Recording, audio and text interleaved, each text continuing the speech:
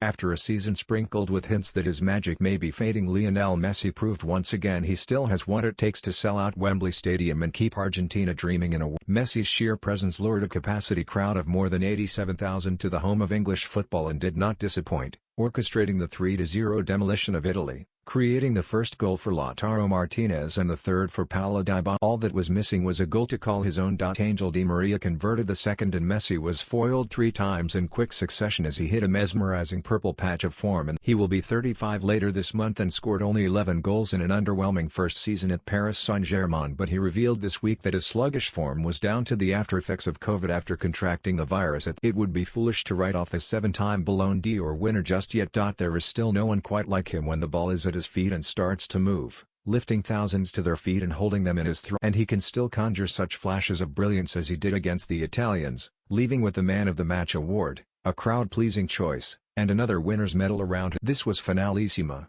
the prestige showdown between the champions of Europe and South America for a shiny new trophy paraded on the pitch before kickoff by legends of the two nations Marco Tardelli and Javier Zanetti, and it went emphatically in Argentina's favor, leaving Italy to reflect on the end. Having failed again to reach the World Cup finals, Roberto Mancini will start to rebuild with Euro 2024 in a new look. Azzurri will face England on Saturday week at Molineux in the UEFA Nations League. Here at Wembley, it was farewell at the end of Giorgio Chiellini's glittering international career. With his 117th and final cap at the age of 30, he didn't make it past half-time, at which point Italy were 2-0 down. Messi made the first as the half-hour approached, turning and wriggling clear of Giovanni Di Lorenzo before cutting a pass square for Martinez, the Inter Milan striker linked with a summer move to Chelsea and Tottenham, to stab in from. Until then, Italy had been the better side without extending. Argentina keeper Emi Martinez of Aston. The second came in stoppage time at the end of the first half, scored by the excellent Di Maria. Released by Martinez, he finished by clipping a shot past Gianluigi Donnarumma as the goalkeeper. Mancini made 3 changes at the interval and Leonardo Spinazzola came on in the second half, his return to international football after tearing an Achilles in the Euros last year. Donnarumma stood firm as Argentina pushed for a third.